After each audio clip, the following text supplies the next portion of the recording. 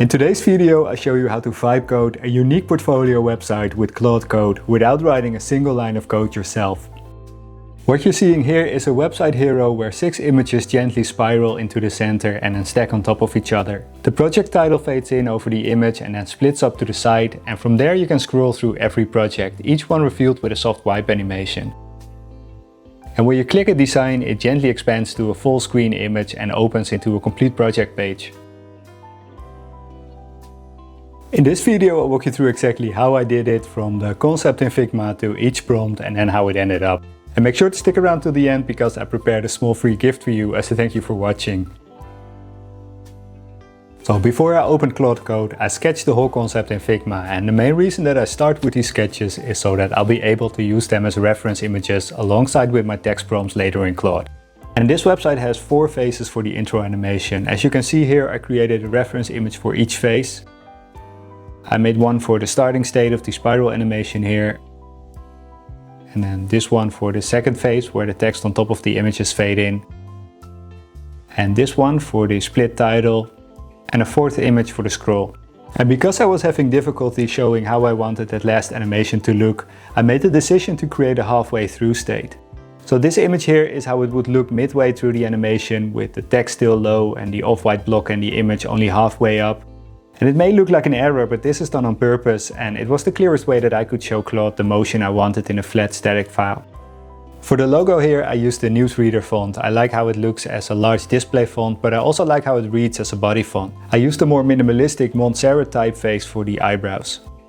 Another design choice I want to point out here is the amount of white space. There's lots of empty room around the image and the title, and this gives the page a calm editorial feel, especially combined with that large newsreader wordmark. And I think this is something that people may underestimate. Empty space isn't wasted space, it's what makes the few elements that you do place feel intentional. I also designed a project page, and I made this to show Claude what should happen when the user clicks one of the projects in a scroll. So when you click an image, the image becomes full screen and covers the entire browser window. And then I created multiple sections beneath it. I start with a brief and a large image.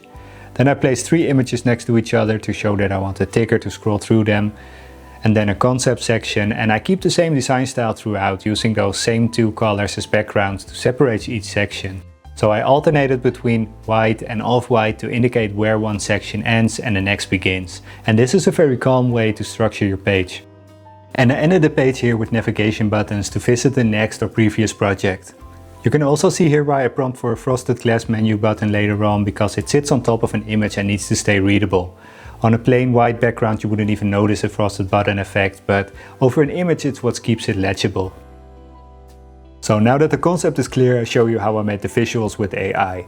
To generate the images I use LoveArt, and LoveArt is an AI aggregator site that allows you to generate images and videos by talking to an AI agent.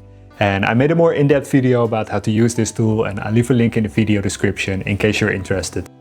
So I first chose an image from my own image library AI Playfield. This is a free to use website where you can find all these different tools. And I chose this image because I like the green warm tones, which look great against the full white background. I download the image from AI Playfield and then upload it to LoveArt. I told the AI agent to create a set of 20 photos based on the reference image. I prompted for the photos to look as if they are shot within the same photo shoot, with the same color tones, the same setting and the same model. And I also instructed the AI agent to use Nano Banana and prompted for a wide 4:3 ratio. Finally, I downloaded the ones that I liked the most, and that's how I created a collection of cohesive images.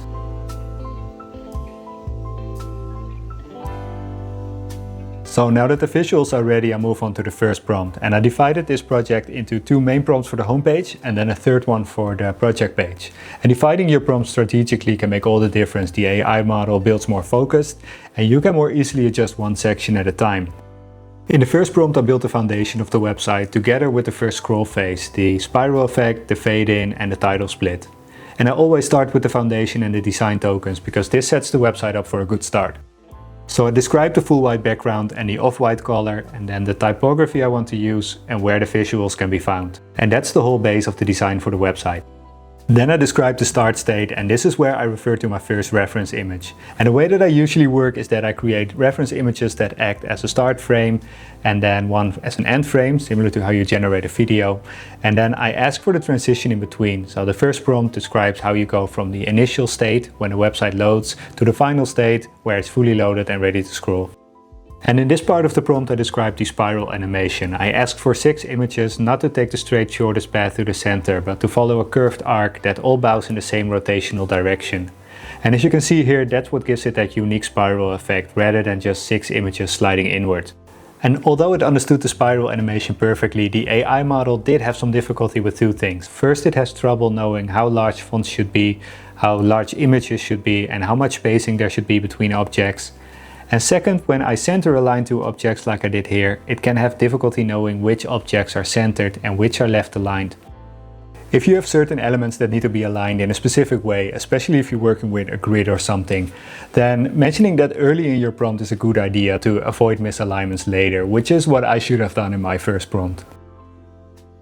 With the intro sequence working, I'll move on to the second prompt, which is all about that project scroll. So this part is where you scroll through the projects and the image gets covered with a wipe animation and then the text gets pushed upwards out of the screen to reveal the next project. So I prompted for 2 things happening in sync here. The left and the right titles push upwards, like a vertical carousel, and at the same time a full width panel rises from the bottom and wipes over the old image to reveal the new one. And as you can see here, the image itself doesn't move, it's the panel sweeping up that reveals it. And that's what makes this part a wipe animation rather than a push animation. And something I mentioned explicitly in this prompt, which was very important to me, was the amount of scroll. I wanted it to feel like a continuous scroll, so you can just browse through the project naturally instead of being locked to one project at a time.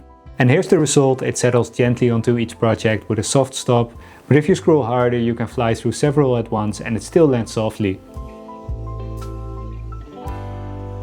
So now that the homepage is finished, I'll move on to the final prompt, which is the project page that opens when you click a design. And the way I did this is I first described the hover state of the projects in the scroll, so a plus icon appears over the image and it darkens slightly. And then I described the animation for the hero, how the clicked image should expand to full screen and then open the page.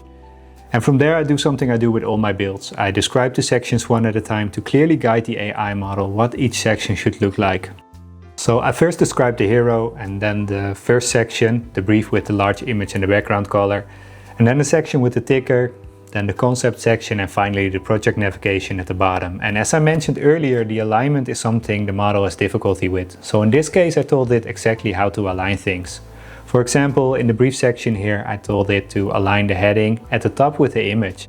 And I also told it to make the left margin of the text equal to the right margin of the image. And these are just examples of how I take control over the alignment, which is the tricky part. You as the designer really have to think it through and decide what you want to be aligned with what. I also told it to reuse the same design tokens as before and that I wanted 2 small design changes for the project page. One for the logo and one for the menu pill.